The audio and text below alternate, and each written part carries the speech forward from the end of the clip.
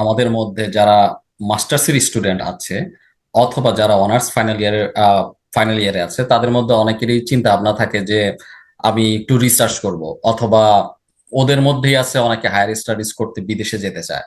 তো সেই ক্ষেত্রে অনেক সময় বিদেশে যাওয়ার জন্য অনেক সময় রিসার্চ এক্সপিরিয়েন্স দেখতে চায় প্রফেসররা বা ইউনিভার্সিটি, জিজ্ঞেস করে যে তার রিসার্চ আছে কিনা বা রিসার্চ আর্টিকেল আছে কিনা। তখন দেখা গেছে যে ওদের মনে এক নতুন নতুন করে কোশ্চেন জাগে, আসলে রিসার্চ কিভাবে করতে হয়। হ্যাঁ, আর আনফরচুনেটলি আমাদের আহ, বাংলাদেশের বেশিরভাগ বিশ্ববিদ্যালয়ে দেখা গেছে যে অনার্স এর ফাইনাল ইয়ার বা অনার্সে আসলে ওরকম ভালো রিসার্চের কোনো অপশন থাকে না। তো সেই ক্ষেত্রে আসলে আহ ম্যাকগিল ইউনিভার্সিটির রিসার্চার হিসেবে, পিএইচডি ক্যাডার হিসেবে, যে আসলে তোর কি ধরনের সাজেশন যে আসলে একটা বাংলাদেশে থেকে অনার্স ফাইনাল ইয়ারে অথবা মাস্টার্সে থেকে সে কিভাবে রিসার্চ নিয়ে ভাববে বা কিভাবে সে রিসার্চ শুরু করবে? ওকে। এটা সত্যি যে বাংলাদেশে আসলে আমাদের সুযোগ সুবিধা খুব কম রিসার্চ সম্পর্কে জানার বা শেখার। আহ, কিন্তু হয়তো আহ, আমার যতটুকু জানা, যতটুকু হচ্ছে যে প্রত্যেকটা ইউনিভার্সিটির প্রত্যেকটা প্রোগ্রামেই হয়তো এরকম প্রোগ্রাম থাকে। যেমন আমাদের ছিল, আমি যখন ঢাকা ইউনিভার্সিটিতে স্টুডেন্ট ছিলাম, আমাদের সোশ্যাল ওয়েলফেয়ার ইনস্টিটিউটে আমাদের ফোর্থ ইয়ারে রিসার্চের একটা কোর্স থাকতো, যে এখনো আছে। এবং সবার জন্য ম্যান্ডেটরি ছিল যে গ্রুপ রিসার্চ করতে হতো, গ্রুপে আমরা রিসার্চ করা শিখতাম একদম সুপারভাইজার আন্ডারে, টিচারের আন্ডারে। সেম মাস্টার্স একটা গ্রুপ রিসার্চ করতে হয় আমাদেরকে। তো ওইটা হচ্ছে আমাদেরকে বেসিক একটা ইন্ট্রোডাকশন দেওয়া হয় যে কিভাবে রিসার্চ করতে হয়, রিসার্চের বেসিক কিছু কনসেপ্ট। আমাদের একটা ফুল কোর্স থাকে ইন্ট্রোডাকশন টু সোশ্যাল রিসার্চের উপরে। এবং একই সাথে আমাদের যারা মাস্টার্স স্টুডেন্ট, যারা একটু প্রথম সারির দিকে থাকে, তাদের সুযোগ থাকে থিসিস করার। মানে ইন্ডিভিজুয়াল সে একটা থিসিস করলো কোনো সুপারভাইজার আন্ডারে, সাধারণত প্রথম 10 জনকে এই সুযোগ দেওয়া হয়। কিন্তু আহ তো এরকম মনে হয়, আমার মনে হয় যে সকল ইউনিভার্সিটিতেও আছে। এবং একটা ভালো দিক হচ্ছে যে বর্তমানে আমরা দেখি যে বাংলাদেশে অনেক স্টুডেন্টদের মাঝে রিসার্চ নিয়ে একটা ভালো উৎসাহর দিক লক্ষ্য করা যায়। তারা রিসার্চ শিখতে চায়, জানতে চায়। এর একটা হয়তো বড় কারণ এটা যে তারা জানে যে এটা হচ্ছে আমরা যেটা বলি যে মাল্টিপল উইন্ডো ওপেন করা নিজের জন্য। বাংলাদেশে এখনো স্টুডেন্টরা চিন্তা করে যে আমরা গভর্নমেন্ট জব বা বিসিএস কে ফার্স্ট প্রায়োরিটি রাখলেও অনেকেও তার অল্টারনেটিভ ওয়েজ বা এরিয়া খুলতে চায়, যে আচ্ছা বাইরের একটা ওয়ে যদি হয়, হায়ার স্টাডিজ যদি যেতে পারি আমি, সেটা আমার জন্য হয়তো আরো অপরচুনিটিস ডোর ওপেন করে দেবে।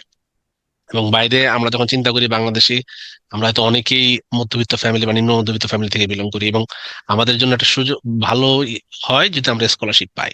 সাধারণত ফান্ডিং গুলা আসে রিসার্চে, যারা মাস্টার্স রিসার্চ, যেটা বলে যে মাস্টার্স উইথ থিসিস প্রোগ্রামে যারা আসে। আমরা জানি যে দুই ধরনের মাস্টার্স হয় বাইরে, একটা হচ্ছে থিসিসের সাথে, আর একটা হচ্ছে যে course based masters. Course based masters সাধারণত রিসার্চের যেহেতু বিষয় থাকে না, সেখানে ফান্ডিংও থাকে না। সাধারণত যারা ওই যে মাস্টার্স উইথ থিসিস বা থিসিস বেসড মাস্টার্সে আসে, তারা ফান্ডিং গুলা পায়। এবং এই চিন্তা ভাবনা থেকে বাংলাদেশে অনেকেই হয়তো রিসার্চের প্রতি আগ্রহ প্রকাশ করছে। এখন কেউ যদি মনে করে যে আচ্ছা আমি অনার্সে খুব ভালো রিসার্চ সম্পর্কে শিখতে পারি নাই, আমার সুযোগ ছিল না, কিন্তু আমি মাস্টার্সে এসে রিসার্চ জানতে চাই, শিখতে চাই, তাহলে কিভাবে শুরু করবে? আমি মনে করি একটা আহ, খুব ভালো সোর্স হচ্ছে বাংলাদেশে এখন অনেকগুলো প্রতিষ্ঠান অনলাইনে বা ইন পার্সন রিসার্চের উপরে ট্রেনিং দেয়। কিছু কিছু প্রতিষ্ঠান ফ্রিতে ট্রেনিং দেয়, দুই একটা আমরা জানি, তাই না? আমিও একটার সাথে সংশ্লিষ্ট যুক্ত আছি, আহ, যেখানে আমরা ফ্রিতে ইউনিভার্সিটি স্টুডেন্টকে ফ্রিতে ট্রেনিং এর ব্যবস্থা করে দিচ্ছি, যে বেসিক ইন্ট্রোডাকশন টু রিসার্চ, এটা কিভাবে রিসার্চ করতে হবে, কোন কোন কনসেপ্ট জানতে হবে, সেটার উপরে বেসিক ট্রেনিং দেয়। এটা একটা দিক যে আমরা কোনো প্রতিষ্ঠানের সাথে যুক্ত হয়ে রিসার্চটা শিখলাম, প্রতিষ্ঠান আমাদেরকে শিখাইলো। যদি ফ্রিতে শিখায় আমাদের জন্য ভালো। অনেকের পক্ষে সম্ভব না হইতে পারে যে টাকা দিয়ে করা, বা অনেকে হইতে পারে যে আচ্ছা আমি টাকা দিয়ে করতেছি, আমার তো টাইম ম্যাচ করতেছে না, তারা হয়তো এমন সময় ট্রেনিং দিচ্ছে আমার সাথে টাইম ম্যাচ করে না, তাই না? এটা হইতে পারে। তো সেক্ষেত্রে ওই প্রতিষ্ঠানগুলোর কাছে যাওয়া বা ওই ধরনের প্রতিষ্ঠান খোঁজা যে কারা ফ্রিতে ট্রেনিং এর ব্যবস্থা করে, রিসার্চ দিচ্ছে, অনেক আছে অনলাইন ট্রেনিং। দ্বিতীয় আরেকটা হইতে পারে কি, যে আমার ইউনিভার্সিটির বা আমার ডিপার্টমেন্টের কোন টিচার, অনেক টিচার রিসার্চ প্রজেক্ট করে ইউএন এর সাথে বা বিভিন্ন প্রজেক্টের সাথে, তারা রিসার্চ প্রজেক্ট করে। সেসব জায়গায় যদি রিসার্চ প্রজেক্টের সাথে তাদের সাথে কাজ করার সুযোগ হয়, আর এই হিসেবে তাদের অনেক সময় তারা ভলান্টিয়ার নিয়ে ডাটা কালেকশন করে বা ডেটা অ্যানালাইসিসে রাইটিং এর ক্ষেত্রে হেল্প করা যায়। এক্ষেত্রে যেটা হবে যে এই কাজগুলো করার মাধ্যমে আমরা বেসিক রিসার্চের কিছু কনসেপ্টের সাথে আমাদের নিজেদেরকে ফ্যামিলিয়ার করে তুলতে পারি, যে আসলে রিসার্চ কিভাবে করে, ডাটা অ্যানালাইসিস কিভাবে করে, ডাটা কালেকশন কিভাবে করে, কোন কোন এথিক্স আমাদেরকে মেনে চলতে হয়। একটা যদি আমি সার্ভে কোশ্চেনিয়ার বলি, বাংলাদেশে অনেক ক্ষেত্রে সার্ভে কন্ডাক্ট করা হয়, তার সার্ভে কোশ্চেনে কিভাবে ডেভেলপ করে, কিভাবে এটার ভ্যালিডিটি চেক করতে হয়, আমরা ফিল্ডে গিয়ে কিভাবে পার্টিসিপেন্টের সাথে কথা বলবো। হ্যাঁ, এই দিকগুলো হয় কি যে আমি প্র্যাকটিক্যালি যখন কাজ করবো কোন প্রফেসরের সাথে, ওই বিষয়গুলো আমাদের কিছু মানে আইডিয়া হয়ে যাবে কিভাবে করা যায়। একটা গেলো একটা ইনস্টিটিউশন, আর একটা হচ্ছে প্রফেসরের আন্ডারে কাজ করে, দুইটা হইতে পারে। আর একটা কি হইতে পারে, আমি রিসেন্টলি একটা দেখছি যে আমাদের ইউনিভার্সিটির মানে ঢাকা ইউনিভার্সিটির অনেক ছেলে পেলে যারা বিভিন্ন ব্র্যাক থেকে বা বিভিন্ন প্রতিষ্ঠান থেকে ওরা কিছু শর্ট টার্ম প্রজেক্টের সুযোগ করে দেয় যে ফান্ডিং দিয়ে। হয়তো খুব বেশি ফান্ডিং না, হয়তো 30-40 হাজার টাকার ফান্ডিং, বা অনেক ক্ষেত্রে 1 লাখ 2 লাখ টাকার ফান্ডিং থাকে ছোট ছোট প্রজেক্টের। তো ওই প্রজেক্ট গুলাতে ওরা বলে দেয় যে মাস্টার্স স্টুডেন্ট অ্যাপ্লাই করতে পারে, বা যারা মাস্টার্স শেষ করছে তারা অ্যাপ্লাই করতে পারে। তখন দেখা গেছে যে আমাদের কোনো পাশ করা স্টুডেন্ট যারা মাস্টার্স করছে তারা ওই ফান্ডিং গুলোতে অ্যাপ্লাই করে, এবং তাদের সাথে তারা কাজ করার জন্য নেয় যারা অনার্স ফোর্থ ইয়ারে আছে বা মাস্টার্স এর ফার্স্ট সেমিস্টারে আছে হয়তো। তো এতে করে যেটা হয় যে আমাদের ইয়াং ছেলেপেলে যারা হাতে রিসার্চ শিখতে চাচ্ছে তারা ওই সিনিয়রদের সাথে কাজ করার মাধ্যমে রিসার্চের সাথে কিছুটা নিজেদের পরিচিত করলো, কাজবাজ জানলো। এটা একটা গেল। এখন যদি আমরা চিন্তা করি যে আচ্ছা, আরেকটা দিক কি হইতে পারে, যে আমি ইনস্টিটিউশনও পেলাম না, বা কোনো আমার ইউনিভার্সিটির যে সুপারভাইজার বা টিচাররা এমন হইতে পারে যে তারা কোনো রিসার্চ করে না। এমন অনেক ডিপার্টমেন্টে আছে হয়তো টিচাররা কোনো রিসার্চই করে না, তারা কোনো রিসার্চের হয়তো সেভাবে সংশ্লিষ্টতা নাই, সেভাবে সুযোগ কম। বাংলাদেশে অনেক প্রতিষ্ঠান আছে যেখানে সুযোগ কম। তখন কি হইতে পারে? তখন আমাকে কি করতে হইতে পারে, আমি যেটা বললাম যে আমাদের ওই লেভেলে মাস্টার্স লেভেলে কেউ যদি চিন্তা করে আমি রিসার্চ করবো, তাহলে এইগুলো হচ্ছে আইডিয়াল। যে সে কোনো অনলাইন কোর্স করতে পারে, অনলাইনে কোনো প্রতিষ্ঠানের সাথে যুক্ত হতে পারে, ইন পার্সনে কাজ করতে পারে, ট্রেনিং নিতে পারে, কোনো প্রফেসরের আন্ডারে কাজ করতে পারে সুপারভিশনে। কারণ ওই পর্যায়ে কারো, যার ব্যাচেলার লেভেলে বেসিক রিসার্চের আইডিয়া নাই, কেউ নিজে নিজে রিসার্চ করবে, সেটা ডিফিকাল্ট। আসলে সেটা আইডিয়ালও না, কেউ সাজেস্টও করবে না যে ব্যাচেলার লেভেলে যে রিসার্চ সম্পর্কে জানে না সে মাস্টার্স উঠে একা একা রিসার্চ শুরু করবে। কিন্তু রিসার্চ নিয়ে সে চিন্তা করতে পারে। যেটা বললাম যে বাংলাদেশের শিক্ষার্থীদের মধ্যে আমরা সেই এনথুসিয়াজম এখন দেখতে পাই, যে তারা রিসার্চ নিয়ে চিন্তা করে, রিসার্চ করতে চায়।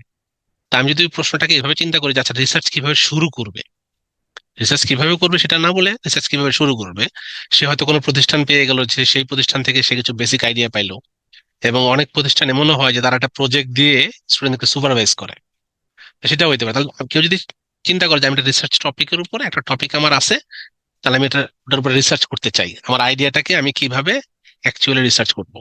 রিসার্চ মানে কি, আমরা জানি যে ইনভেস্টিগেট করা, সিস্টেমেটিক ওয়েতে, সাইন্টিফিক ওয়েতে ইনভেস্টিগেট করা হচ্ছে রিসার্চ।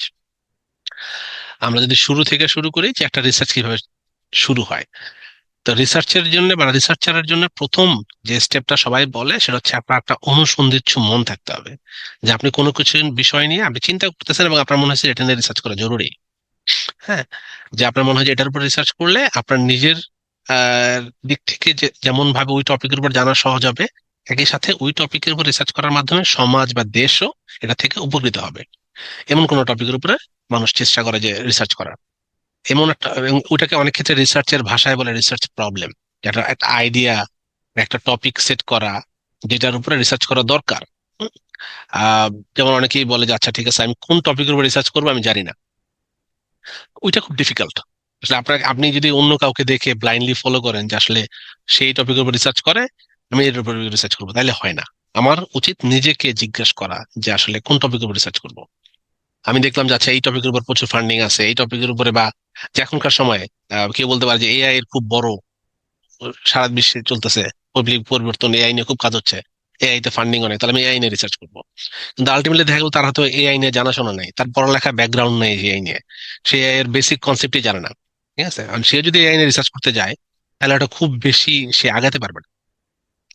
তো এই জন্য বেস্ট হচ্ছে কি যে আমার যেটা নিয়ে পড়ালেখা আছে, আমার ইন্টারেস্ট আছে, আমি ফিল করি যে হ্যাঁ, এটা এই টপিকের উপর রিসার্চ করলে এটা ভালো কন্ট্রিবিউট করতে পারবো, আমি আমার নিজের একটা প্যাশনের ব্যাপার থাকবে এখানে, যে টপিকের উপর আমি আগ্রহ পাই। আমি কথা বলছিলাম আমার এক ফ্রেন্ডের সাথে, ও আমার সাথে পিএইচডি করছে ম্যাকগিলে, আহ ও ইন্ডিয়া থেকে আসা।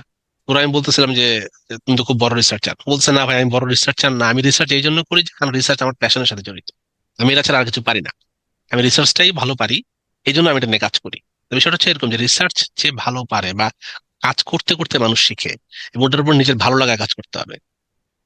নট নেসেসারিলি যে আচ্ছা রিসার্চ থেকে টাকা আসতেছে এই জন্য রিসার্চ করি, বা এই টপিকের উপরে বড় ফান্ডিং আছে এই টপিকের উপর রিসার্চ করি। তো আমরা চলে যাই যে অনুসন্ধিৎসু মন। আমরা বলছিলাম যে ফার্স্টে আপনার একটা অনুসন্ধিৎসু মন থাকতে হবে, আপনাকে জানার আগ্রহ থাকতে হবে যে আমি টপিক উপরে জানতে চাই। তারপরে কি, আপনাকে না, এখানে পড়ার অভ্যাস এখানে করতে হবে। এখানে এখানে কয়েকটা বিষয় আছে যে যে প্রথম বিষয় হলো যে আসলে যখন অনার্সে ছেলেমেয়েরা পড়াশোনা করে বা মাস্টার্সে ভর্তি হয় তখন কিন্তু ওই যে কোনটা আমি ওই সময় অনেক প্রশ্ন থাকে। হ্যাঁ, মানে রিসার্চে যেমন প্রশ্ন কোনটা ভালো, প্রশ্ন কোনটা মানে কোনটা বেটার আর কোনটা বেটার না। হ্যাঁ, তো দেখা গেছে অনেক ধরনের কোশ্চেন থাকে কিন্তু সবগুলা আসলে রিসার্চ করার মতো না হয়তোবা। আবার দেখা গেছে যে আসলে ওই যে আমার একটা রিসার্চ করার জন্য আমার জ্ঞান দরকার, কিন্তু আসলে তো সেই অবস্থায় কিন্তু রিসার্চের যে আমি যে এআই বা আমি যে রিনিউয়েবল এনার্জি বা আমি যে রোবোটিক্স নিয়ে পড়াশোনা করব সেটার উপর তো আমার ডেপথ তো নাই। হ্যাঁ, তো আলটিমেটলি আমাকে তো শিখতেই হবে, যেটার বিষয় করে আমাকে ভালোভাবে শিখতে হবে। হ্যাঁ, তো আলটিমেটলি সেই ক্ষেত্রে আমি আসলে ফর এক্সাম্পল যখন কোভিড শুরু হয়, কোভিড রিলেটেড ফান্ডিং অনেক বেশি, মানুষ কোভিড নিয়ে রিসার্চ করলেই ফান্ডিং পেয়ে যাচ্ছে, পাবলিকেশন হয়ে যাচ্ছে। হ্যাঁ, মাস্টার্স বা PhD Covid related, health related অনেকগুলো হচ্ছে। তো এখন তো কোভিড নাই। হ্যাঁ, এখন কোভিড এর ফান্ডিং গুলো অন্যদিকে চলে যাচ্ছে। তো সেই ক্ষেত্রে একটা ওই যে অনার্স পাশ করা বা মানে নতুন যারা শিখতে আসতেছে তারা আসলে কি কোন ধরনের ফর্মুলা বা স্ট্র্যাটেজি ফলো করা দরকার তার এই টপিকগুলো, কারণ ওই সময় ওই লেভেল আসলে কাউরে অত ভালো জ্ঞান থাকে না। তো তখন সে রিসার্চ আইডিয়া বা কোশ্চেনটা কিভাবে তার আসলে মানে ন্যারো ডাউন করা দরকার। আচ্ছা, আমি যদি সোশ্যাল সায়েন্স প্রেক্ষাপটে বলি, আমাদের সোশ্যাল সায়েন্স প্রেক্ষাপটে আমি চিন্তা করি যে আমাকে বুঝতে হবে যে কোন এরিয়াতে আমার মনে হয় যে কাজ করা যাবে। যেমন বাংলাদেশে যদি আমি চিন্তা করি, আমি সেদিন একটা ডকুমেন্টারি দেখতেছিলাম যে এলডারলি বয়স্কদের উপরে, যে বৃদ্ধাশ্রমে বয়স্কদের অবস্থা। আমার মনে হচ্ছে আসলে বয়স্কদের অবস্থা খুব খারাপ, এটা নিয়ে রিসার্চ করা দরকার যে আসলে কি হচ্ছে, তাদের উপর কতটুকু কাজ হচ্ছে, বা তারা কতটুকু বেনিফিশিয়ারি পাচ্ছে তারা ইয়া থেকে যখন ওল্ড এজ হোমে যায়, তাদের ফ্যামিলির সাথে তাদের সম্পর্ক কেমন, বা ওই সময়টাতে কোন সময়ে গিয়ে সন্তানরা তাদের বাবা মাকে ওল্ড এজ হোমে রেখে আসতেছে, তাদের অবস্থা কি। তো ওইটা আবার আমার আগ্রহ জন্মাইলো। তো এরকম হয়তো যে কোনো টপিক উপরে কেউ যদি কারো আগ্রহ জন্মায়, আমি সেটা বলছি যে তখন সেই টপিক উপরে রিসার্চ করা দরকার। আমার আগ্রহ নাই কিন্তু ট্রেন যাচ্ছে কোভিড এর উপরে, তাই আমি করলাম। ওইটা হয়তো আমাকে সাময়িক কিছু সাইটেশন পাবলিকেশন দিবে, কিন্তু আলটিমেটলি আমি আগাইতে পারবো না। না, আমি এখানে যেটা অ্যাড করবো যে হ্যাঁ, এমনও হইতে পারে যে মানুষ কাজ করতে করতে আগ্রহ হইতে পারে, নট নেসেসারিলি যে আমার আগ্রহ একদম কোনো কিছু থেকেই হইতে হবে। যেটা বলতেছিলাম যে ফার্স্ট স্টেপ বলছিলাম যে অনুসন্ধিৎসু মন, সেকেন্ড স্টেপ যেটা তুই মেনশন করলি, সেটা হচ্ছে যে আমাদের পড়ার অভ্যাস করতে হবে। রিসার্চ এমন একটা জিনিস যে কেউ আমাকে বুঝাই দিলেও কেউ আমাকে সম্পূর্ণ বুঝাতে পারবে না, বিষয়টা হচ্ছে এরকম। আমাকে নিজে কিছু পড়ে, নিজে পড়ে কনসেপ্ট গুলো বুঝতে হবে। ক্লাসরুমে বা আমাদের ক্লাসরুমের যে স্ট্রাকচার বাংলাদেশে, ঢাকা ইউনিভার্সিটিতে আমাদের, আমি যদি আমার ইনস্টিটিউটের ক্লাসের কথা বলি, একটা ক্লাস সাধারণত আমাদের হয়তো মনে হয় 45 বা 50 মিনিট। ওই 45-50 মিনিটের একটা ক্লাসে আসলে রিসার্চ বোঝা যায় না। ঠিক আছে, আমার মনে হয়েছে আহ রিসার্চের জন্য, এবং আমরা যদি বাইরের ক্লাস স্ট্রাকচার আমরা জানি, ম্যাকগিলে আমাদের ক্লাস হয় 3 ঘন্টার ক্লাস। আমি যখন ইরাসমাসে ছিলাম তখন আমাদের একটা ক্লাস হতো 3 ঘন্টা, 3.5 ঘন্টার ক্লাস। আর টিচাররা 3-3.5 ঘন্টা বকবক করতো, এবং নট নেসেসারিলি তারা লেকচার দিত 3 ঘন্টা। আমাদের হয়তো লেকচার চলতো 1.5 ঘন্টা, 1.5 ঘন্টা ডিসকাশন, লেকচার, ডিসকাশন বাকি দেড় পার্ট। ঘন্টা ছিল discussion, participation in group work.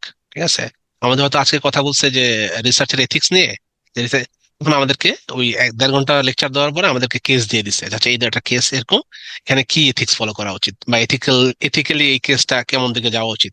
তো এটা হচ্ছে যে, যেটা বললাম যে বাংলাদেশ হয়তো এই সুযোগটা নাই, আমরা সেদিকে না যাই, আমরা যে চিন্তা করি যে আসলে একটা আন্ডার গ্রাজুয়েট স্টুডেন্ট সে রিসার্চ করতে চায়, সে কিভাবে করবে। যেটা বললাম, তার আগ্রহ থাকতে হবে, পড়ার অভ্যাস থাকতে হবে, সে পড়ালেখা করতে চায়, সে পড়তে চায়। আমি কাউকে, আমার সাথে কেউ কাজ করলো, আমি তার বুঝাই দিলাম এই এই কনসেপ্ট পড়ো, এই এই কনসেপ্ট পড়লে রিসার্চ হয়ে যাবে, মোটেও না, তাকে নিজে পড়তে হবে। এবং এমন হইতে পারে যে সে, আমি যেটা পড়াইছি যে এক্সপার্ট মনে হচ্ছে তাকে, বা আমার যারা বড় এক্সপার্ট, বড় রিসার্চার, তাদেরও প্রশ্ন করার মতো যোগ্যতা আসবে যখন সে নিজে পড়ালেখা করবে। যে কোনো রিসার্চের বই নিয়ে পড়ালেখা শুরু করা যায়, কারণ রিসার্চের বেসিক প্রিন্সিপাল তো সেম সব জায়গায়। যে রিসার্চ কাকে বলে, কি কি ধরনের রিসার্চ হয়, একাডেমিক রিসার্চ হয়, অ্যাকশন রিসার্চ হয়, বা অবজারভেশনাল রিসার্চ হয়, কি ধরনের রিসার্চ হয়, এই রিসার্চ গুলো কিভাবে করে। তো যখন আমি একটা রিসার্চ প্রবলেম পেয়ে যাচ্ছি, আমার মাথায় আসতেছে আচ্ছা এই প্রবলেম কাজ করা যায়। যেমন আর একটা বলি যে বাংলাদেশে আমরা দেখলাম সাম্প্রতিক সময়ে যে গতকালকে মাইলস্টোনে একটা ভয়াবহ দুর্ঘটনা হলো। তো অনেকে অনেক ধরনের থিওরি নিয়ে আসছে, কেউ বলতেছে এই সমস্যা, প্লেনের সমস্যা, এই সমস্যা, বিভিন্ন সমস্যা। এই বিষয়গুলো নিয়ে, ইনফ্রাস্ট্রাকচার নিয়ে কেউ যদি মনে করে যে আচ্ছা বাংলাদেশে বিমান বাহিনীর ইনফ্রাস্ট্রাকচারের কি অবস্থা, আমি যদি জানতে চাই, হুম? সেটার উপর সে রিসার্চ করতে পারে, হয়তো বা এটা খুব বেশি সেন্সিটিভ ইনফরমেশন হতে পারে রিসার্চ করা, কিন্তু সে চিন্তা করতে পারে তার সামাজিক ভাবে এটার ইম্প্যাক্ট কি পড়তো সেটা আমি জানতে চাই, সেটাও হতে পারে রিসার্চের টপিক। আমি যেটা বলতেছি যে মানুষের আগ্রহের দিক থাকতে হবে, আগ্রহের দিকটা থাকতে হবে। আরেকটা কি আমাকে যে সেকেন্ড যেটা বলবো, যে থার্ড, যে এটা ফিজিবিলিটি কতটুকু সম্ভব আমার পক্ষে রিসার্চটা করা, আমার কাছে রিসোর্সেস আছে কিনা, রিসোর্সেস কি কি, আমার টাইম আছে কিনা, সময় আছে কিনা রিসার্চটা করার মতো, আমার কাছে মানি টাকা আছে কিনা। কারণ ওই রিসার্চ করব যখন, আমাদের তো অবশ্যই আগে নিজের ইনকাম বা টাকা পয়সা কথা চিন্তা করতে হবে। টাকা পয়সা এমন একটা দিকে আমরা চাইলে ইগনোর করতে পারবো না, কোনো রিসার্চার ইগনোর করে না। তো ওই রিসার্চটা করার জন্য কিছু টাকা লাগে, হয় আমি ফিল্ডে গেলাম বা কাউকে রিক্রুট করলাম, টাকা দিতে হয়। একটা মানুষ কেন শুধু শুধু আমাকে সময় দিবে? আমি যখন নিজে আমার পিএইচডি ডেটা কালেকশনে ছিলাম, আমি চেষ্টা করছি আমার প্রতিটা পার্টিসিপেন্টকে কিছু ইনসেন্টিভ দেওয়ার। ইনসেন্টিভ দেওয়ার জন্য কিছু ফান্ডিং এর দরকার হয়, ঠিক আছে? সেই ফান্ডিং আমার কাছে আছে কিনা, আমাকে সেই রিসোর্স আছে কিনা, সময় আছে কিনা, আমি সময় দেওয়ার মতো সময় আছে কিনা, তো এই ফিজিবিলিটি গুলো চিন্তা করা। ঠিক আছে, এক্সপার্টিজ যেটা বললাম, যে হয়তো আমার কাছে এক্সপার্টিজ নাই, তাহলে আমি এমন কারো কাছে যাই যে আমাকে হয়তো গাইড করতে পারবে, তাই না? একজন সুপারভাইজারের কাছে যাই, প্রতিষ্ঠানের কাছে যাই, বড় ভাইয়ের কাছে যাই, তিনি হয়তো ভালো রিসার্চ বুঝে বা হয়তো আমাকে গাইড করতে পারবে, তাই না? তো একটা মানুষ, আমি মনে করি যে এই বেসিক কিছু যদি গাইডলাইন ফলো করে, যে হ্যাঁ আমার একটা অনুসন্ধিৎসু মন আছে, আমি জানতে চাই, আমি পড়তে চাই, এবং আমার মাথায় একটা আইডিয়া আছে যেটা আমার মনে হয়েছে রিসার্চ করা দরকার, এবং এটা রিসার্চ করলে আমি পারবো রিসার্চ করতে, আমার সেই সামর্থ্য আছে, রিসোর্স আছে, টাইম আছে, এবং তখন আমি কারো কাছে গেলাম ওই মাস্টার্স লেভেলে, তখন আমি রিসার্চটা আমার মাঝে করা সম্ভব।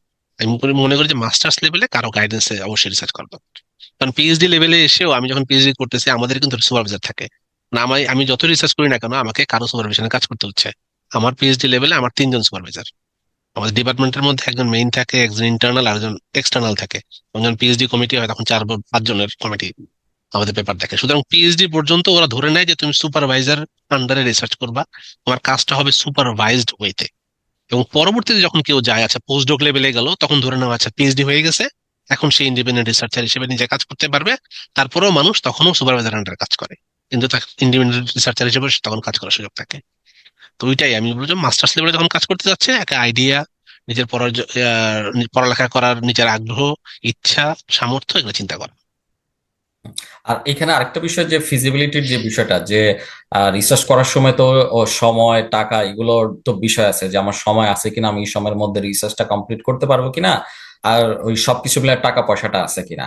হ্যাঁ, কিন্তু আরেকটা বড় বিষয়, যে রিসার্চের যে পার্টিসিপেন্ট গুলা, এখন আমি যদি এমন রিসার্চ করি, এমন টপিক ধরি যে আমার পার্টিসিপেন্ট হলো যে সরকারি কর্মকর্তা কর্মচারী, হ্যাঁ, যদি আমার পার্টিসিপেন্ট লাগে সচিব পর্যায়ের লোকজন, তাহলে কিন্তু মাথায় রাখতে হবে যে আমি আসলে সচিবালয়ে আমার অ্যাক্সেস আছে কিনা, আমি ওনাদের এতগুলা মানুষকে আমি ইন্টারভিউ নিতে পারবো কিনা, ওনাদের আবার স্কেজুলস নিতে হবে, হ্যাঁ। বা আপনি যদি এত ইন্টারন্যাশনাল রিলেশন টাইপের যদি রিসার্চ করতে যান, আপনার ডিপ্লোমেটদেরকে বা সরকার বড় বড় লেভেলের লোকজন লাগতে পারে কিনা। যেমন আমরা যখন মাস্টার্স এর রিসার্চ করতেছিলাম, তখন আমাদের এক সিনিয়র ছিল, সে তার রিসার্চটা করেছে যে টায়ার 2 লেভেলের ডিপ্লোমেসি এরকম টাইপের। তো সে প্রায় মনে হয় 10-15টা ডিপ্লোমেটদের ইন্টারভিউ নিছে। তো তার 1.5 বছরের মাস্টার্স ডিগ্রি হয়ে গেছে 2.5 বছর। হ্যাঁ। তো অনেক অনেক বড়, ওনারা অনেক বিজি, স্কেজুলস নিতে হয়েছে, আবার স্কেজুলস ওইটাই মিস ওইটাই হয়েছে। ফিজিবিলিটিতে আসবে, হ্যাঁ। যে আমার যারা পার্টিসিপেন্ট তাদের হ্যাঁ। আমি অ্যাক্সেস করতে পারবো কিনা। সবকিছু যে মিলে আমার যদি। যে ফ্রেন্ডের কথা বললাম, যে ইন্ডিয়ার যে ফ্রেন্ডের কথা বললাম, ওর রিসার্চটা হচ্ছে যে ইন্ডিয়াতে যারা কনস্ট্রাকশন ওয়ার্কার তাদের অবস্থা কি সেটা জানার জন্য, এবং সেটা জানার জন্য ও এথনোগ্রাফিক রিসার্চ করছে। তো ওইখানে যারা পলিসি মেকার তাদের সাথে ও বসছে। ও প্রায় 13 মাস, মানে 1 বছরের অধিক সময় ফিল্ডে ছিল, 13 মাস ফিল্ডে থেকে ডাটা কালেকশন করছে। তখন সে ব্যুরোক্রেটদের সাথে সম্পর্ক, মানে এটাকে বলে র্যাপো বিল্ড আপ বলে, তাদের সাথে সম্পর্ক ডেভেলপ করছে, কানেকশন বিল্ড আপ করছে, তাদেরকে নিজের রিসার্চ সম্পর্কে জানাইছে, জানায় পরে তাদের সাথে কথা বলছে, তাদের ইন্টারভিউ নিছে। তাহলে এটা সময় লাগে, এই জন্য হুম। বললাম যে সময়, আমার কাছে রিসোর্স আছে কিনা, টাকা আছে কিনা, মানি আছে কিনা, এক্সপার্টিস আছে কিনা, সেটা বিবেচনা রাখা। না, এটা যখন যারা আসলে মাস্টার্স করতে আসবে ফান্ডিং নিয়ে বা পিএইচডি করতে আসবে, তো সেখানে তাদের জন্য ডিফিকাল্ট, রিসার্চের তাদের টাকাটা জন্য দিবে। ডিফিকাল্ট। না, না ডিফিকাল্ট, না, কিন্তু রিসোর্সটা পাবে, না, টাকাটা। যদি ফান্ডিং নিয়ে আসে, কিন্তু যে বাংলাদেশে বসে আছে, হ্যাঁ, আমি হ্যাঁ, অনার্স হ্যাঁ, পাস করছি, আমি মাস্টার্স করতে চাই, সে চিন্তা তাদের করতে তো। পারবে না যে আমি ফান্ডিং কোথাও পাবো। হ্যাঁ। হুম। তখন যদি সে কারো রিসার্চ করতে চায়, যদি বললাম তাকে কোনো প্রতিষ্ঠানের কাছে যেতে হবে, কোনো সুপারভাইজারের সাথে কাজ করতে হবে, অথবা অনেকে বাংলাদেশে আছে যে নিজে কোনো রিসার্চ করতেছে, তার হয়তো জুনিয়র রিসার্চার বা হয়তো আর এ টাইপের কাউকে দরকার আছে, তাদের সাথে কাজ করতে পারে। এটা হতে পারে। যেমন আহ, আমি যদি আমার অভিজ্ঞতার কথা বলি, যে আমার সাথে ঢাকা ইউনিভার্সিটি কিছু স্টুডেন্ট কাজ করে।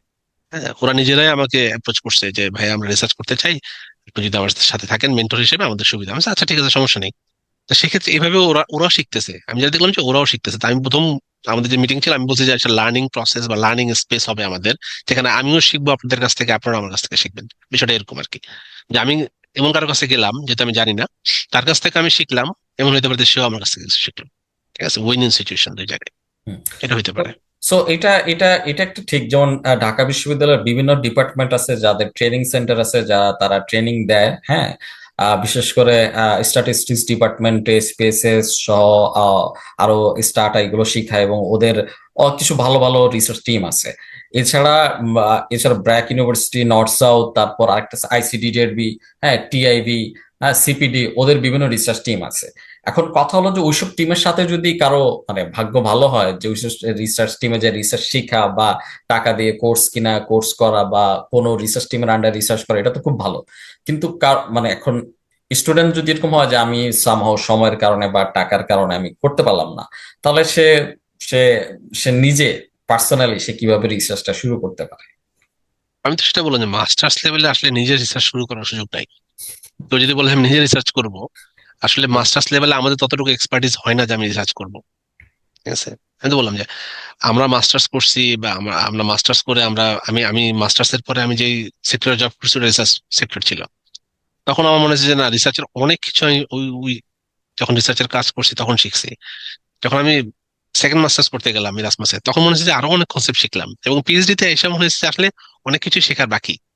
ঠিক আছে, তো সেটা হচ্ছে রিসার্চ এমন একটা প্রসেস যে মানুষ যত কাজ করবে, যত পড়বে, তত শিখবে, এবং সুপারভিশন, ভালো সুপারভাইজার আন্ডারে সে যত থাকবে, সুপারভাইজার তার সাথে নতুন নতুন কনসেপ্ট শেয়ার করবে। আচ্ছা এই বিষয়টা আছে, এটা তোমাকে জানতে হবে, এটা হবে, এটা হবে, এটা হবে। ঠিক আছে, আমি বলতেছি না যে আসলে অনার্সে ভালো পড়ায় না, বা আমাদের অনেক ভালো ভালো টিচার আছে, ঢাকা ইউনিভার্সিটিতে অনেক ভালো ভালো টিচার আছে, অনেক ভালো ভালো টিচারের আমার সুযোগ হয়েছে তাদের ক্লাস করার বা করার। কিন্তু ওই সুযোগটা হয়ে ওঠে না, আমাদের এত কোর্স লোড থাকে অনার্স লেভেলে, যে আমরা আসলে রিসার্চ সম্পর্কে খুব বেশি সময় দেওয়ার সুযোগ থাকে না। তো কেউ যদি মনে করতে মাস্টার্স লেভেলে সে আমি একা একা রিসার্চ শুরু করবো, এটা খুব বেশি ডিফিকাল্ট। আমি যেটা বললাম যে আমার কয়েকজন ডিপার্টমেন্টের জুনিয়র, তারা যেটা করছে যে তারা আমেরিকান এক প্রফেসরের সাথে ইমেল করে মাস্টার্সে থাকা অবস্থায় তারা কোলাবোরেশনে কাজ করছে, এবং আমি রিসেন্টলি শুনলাম যে তাদের একটা পেপার পাবলিকেশন দিতে যাচ্ছে ওই প্রফেসরের সাথে। আচ্ছা, আচ্ছা, আচ্ছা। ঠিক আছে, উইচ ইজ ভেরি গুড। আমি মনে করি যে তারা মাস্টার্স স্টুডেন্ট হিসেবে তারা একটা গ্রুপ, 3-4 জনের গ্রুপ ফ্রেন্ড, তারা যে কাজটা করছে এটা খুবই ভালো কাজ। এবং তাদের ব্যাচ থেকে আমি জানি যে 2 জন এবছর যাচ্ছে ইউএসএ তে পিএইচডি করতে। তারা মাস্টার্স শেষ করছে গত বছর, তারা 2 জন যাচ্ছে পিএইচডি করতে, তাদের ভিসা হয়ে গেছে, আগস্টের 5 তারিখের সময় তাদের ফ্লাইট, এরকম কিছু একটা আমাকে বললো। তো বিভিন্ন ভাবে আমাকে ইনিশিয়েটিভ নিতে হবে নিজে থেকে, আসলে কোথায় গেলে আমি আমার কাজ উদ্ধার হবে, তাই না? যেখানে গেলে আমার স্বার্থ হাসিল হবে। ঠিক আছে, আমাকে সেই সুযোগটা নিতে হবে। ওই যেটা বললাম যে আইএসআরটি ট্রেনিং দেয়, তুই বললি ব্র্যাকে ট্রেনিং দেয় বা বিভিন্ন জায়গায় ট্রেনিং দেয়। তো আমি যদি পারি, আমি যেগুলা পেইড ট্রেনিং আছে সেগুলো নিলাম। না পারলে কোথায় ফ্রি ট্রেনিং দেয় আমি সেগুলো খুঁজে পাই। ফেসবুকে বিভিন্ন গ্রুপ আছে, কোর্সেরা ঢাকা ইউনিভার্সিটির। কোর্সেরা কোর্সেরা আছে, উদিমি ইউদিমি আছে, তারপর এডেক্স। এগুলা কি ফ্রি আমি জানি না। এগুলা এগুলা আহ, ফ্রি ফ্রি রিসার্চ কোর্স, ভালো ভালো রিসার্চ কোর্স আছে, হ্যাঁ। তবে এবং সার্টিফিকেট নিতে গেলে আর কি একটু টাকা পয়সা দেওয়া লাগে আর কি। যেমন এটা আবার যদি হয়, মনে হয় যে অনেকে আছে মেন্টরিং প্রোগ্রাম করায়, হুম, অনেকে হুম, আছে যে সুপারভিশন দেওয়ার মতো প্রোগ্রাম করায়। এই যে যেটা বললাম যে আমরা যে প্রোগ্রামটাতে আছি, হুম, মোসাইজ ভাইয়ের সাথে এমকেসিআইডি যে প্রোগ্রামটা, এখানে হুম, তো ফ্রি করাচ্ছে এখন হুম, স্টুডেন্টদেরকে। মূলত সব হচ্ছে অনার্স লেভেলের স্টুডেন্ট, কিছু স্টুডেন্ট আছে যারা মাস্টার্স লেভেলের।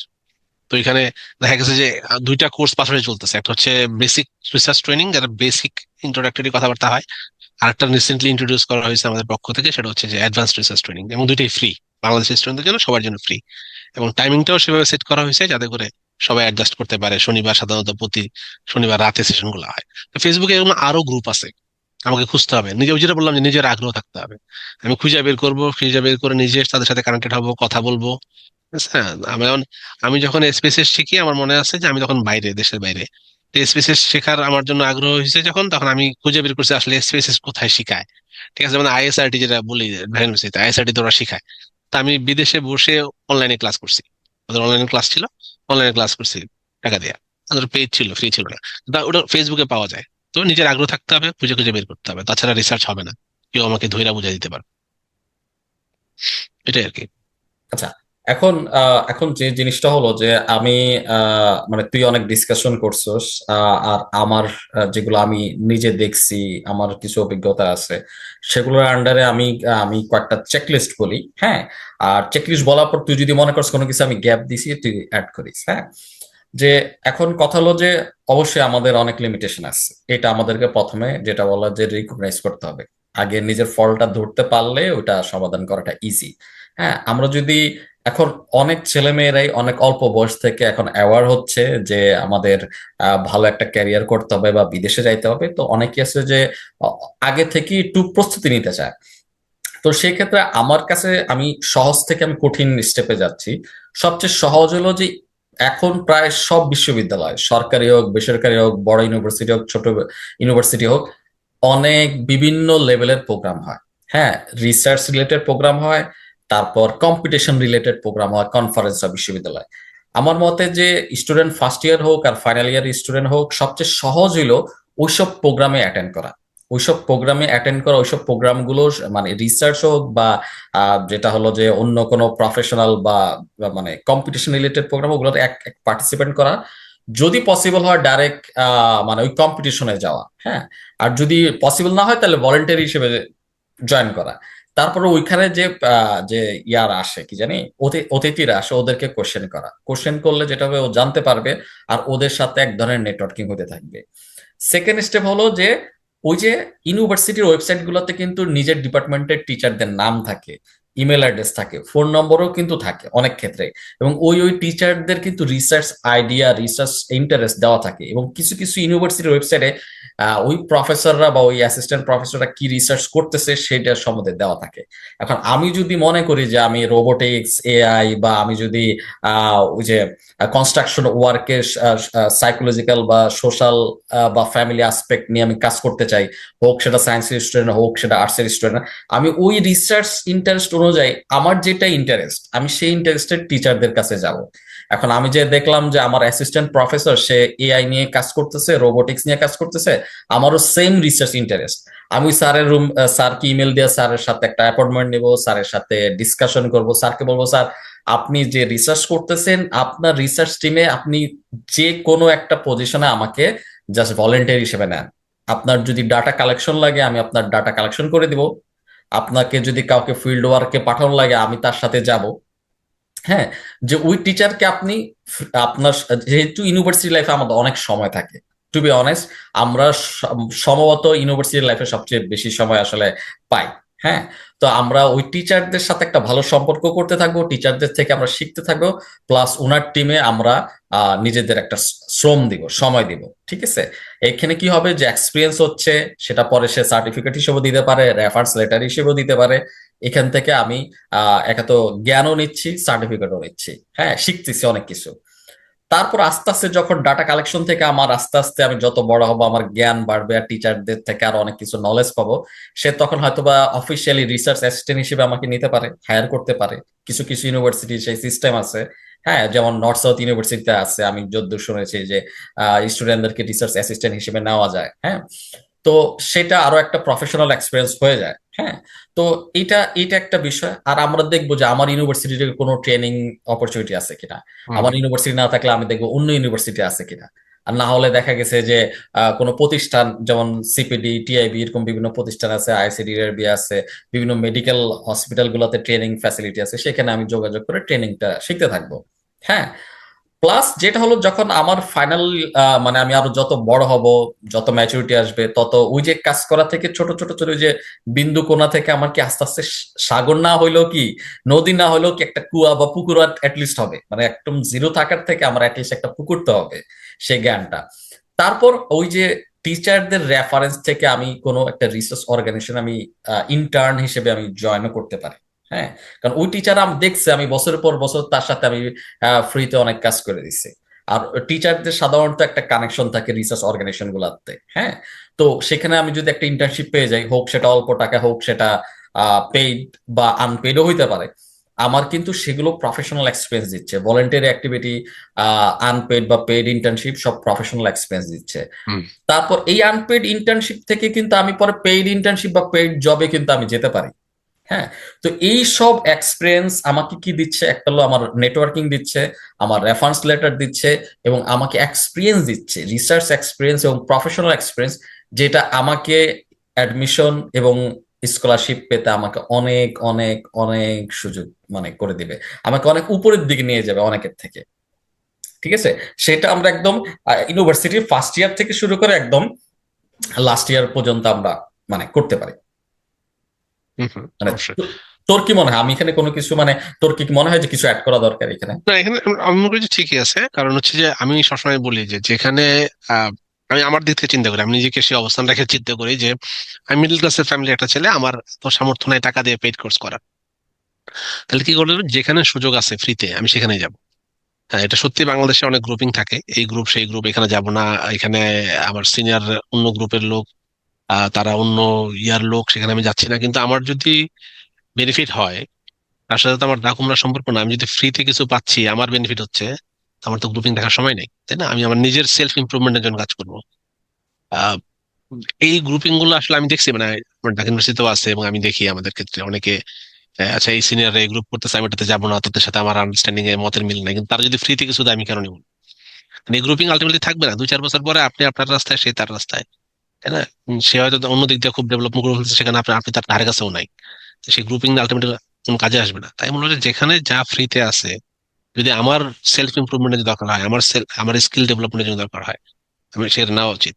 এক যেটা আমি আমি হয়তো খুব বেশি মিস করছি, ঢাকা ইউনিভার্সিটিতে অনেক কিছু ছিল, আমি হয়তো এক্সপ্লোর করার সুযোগ পাইনি। হ্যাঁ, আমার সুযোগ বা আমি বলে সুযোগ ছিল, আমি নিই নেই আর কি, অনেক ক্ষেত্রে বিষয়টা এরকম। কিন্তু এখন আমি যেটা দেখেছি খুব ভালো দিক হচ্ছে যে আমাদের স্টুডেন্ট, আমাদের জুনিয়র যারা ছোট ভাই বোনরা আছে, তারা খুব বেশি এই সুযোগগুলো নিচ্ছে, তারা বিভিন্ন অ্যাসোসিয়েশনে যাচ্ছে, বিভিন্ন প্রোগ্রামে যাচ্ছে। যেটা হয় যে মানুষ কাজ করতে করতে শিখে, নেটওয়ার্কিং বাড়ায়।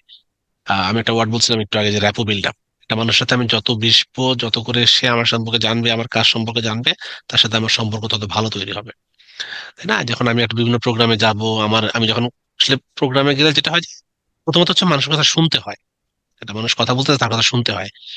যে মানুষটা কথা বলতেছে নিশ্চয়ই তার কিছু নলেজ আছে, নিশ্চয়ই সে আমার থেকে হয়তো ভালো কিছু জানে, এই জন্য আমি তার কথা শুনতে গেছি, বা তার কথা 10টা মানুষ শুনতেছে। যখন আমি তার কথা শুনবো, আশেপাশের লোকজন অনেকে প্রশ্ন করবে, সেখান থেকে আমি প্রশ্ন করা শিখবো, আসলে কিভাবে প্রশ্ন করতে হয়। আমি যখন বাংলাদেশে মাস্টার্স করার পরে যে জবে ছিলাম, আমার সিনিয়র যিনি ছিল, উনি আমাদের বলতো যে মাহমুদ, আসলে প্রশ্ন করা জানতে হয়, প্রশ্ন করা হচ্ছে একটা বড় স্কিল। আপনি যখন বড় প্রোগ্রামে যাবেন, আপনি জানবেন যে আসলে প্রশ্ন কিভাবে করতে হয়। বাংলাদেশের মানুষ অনেক ক্ষেত্রে জানে না প্রশ্ন কিভাবে করতে হয়। হ্যাঁ, উল্টাপাল্টা প্রশ্ন করে, হয়তো রেলেভেন্ট না এমন প্রশ্ন করে বসে থাকে, বা কিভাবে প্রশ্ন করতে হয় সেটাও জানে না। তাহলে আসলে প্রশ্ন করা, এবং প্রশ্ন আপনি কখন করতে পারবেন, যখন আপনি টপিকের উপর জানেন, তাই না? আপনি একটা সেমিনারে গেলেন, একটা কনফারেন্সে গেলেন, ঢাকা ইউনিভার্সিটিতে বা বিভিন্ন ইউনিভার্সিটিতে অনেক কনফারেন্স হয়, অনেক সেমিনার হয়, এইটার উপর আলোচনা হচ্ছে, এই টপিকের উপর আলোচনা হচ্ছে, তাই না? সবসময় কিছু না কিছু হচ্ছে। তো ওগুলোতে যাওয়া, যদি আমার সময় থাকে আমি যাওয়া, আমি জানি আহ আমি হয়তো সকলের সাথে এই বিষয়ে একমত না যে আমাদের হাতে প্রচুর সময়, আসলে সময় অনেকের ক্ষেত্রে থাকে না। অনেকেই টিউশনি করায়, অনেকেই ব্যস্ত থাকে, কোচিং এ ক্লাস নেয়, সময় খুব কম থাকে, কিন্তু বের করা, যে আসলে কোথায় কোথায় ফ্রি কনফারেন্স হচ্ছে, কোথায় আলোচনা হচ্ছে, যদি আমার ইন্টারেস্টের সাথে মিশে আমি চলে যাই সেখানে, চলে যাই, সেটা অ্যাটেন্ড করি। আমাকে কিছু প্রশ্ন করার দরকার নেই, প্রথম দিন আমি গেলাম, আমি চুপচাপ বসে থাকি, আমি অ্যাটেন্ড করি 3-4টা সেশন, আমি অ্যাটেন্ড করি 5টা সেশন অ্যাটেন্ড করি। 5টা সেশন যদি আমি আমার ইন্টারেস্ট টপিকের উপর অ্যাটেন্ড করি, আমার মনে হয় যে নেক্সট সেশনে গেলে আপনার অটোমেটিক্যালি প্রশ্ন তৈরি হবে নিচ থেকে, আসলে সে তো এটা বললো না, এটা কাভার করলো না, তাহলে আমি তাকে প্রশ্ন করি তাকে। প্রশ্ন করলে কি হবে যে আমার নিজের একটা ওই বিষয়ের উপর চিন্তা করতে ঠিক হইলো, যে আসলে আমি একটু ভালো জানলাম, আমার নিজের জ্ঞান হইলো, আশেপাশের লোকজন দেখলো যে এই লোকটা জানে কিছুটা, আমার একটা নেটওয়ার্কিং বিল্ড আপ হইলো, 2-4 জনের সাথে মিশলাম, কথা বললাম। নেটওয়ার্কিং অনেক বেশি হেল্প করে, ঠিক আছে? যেটা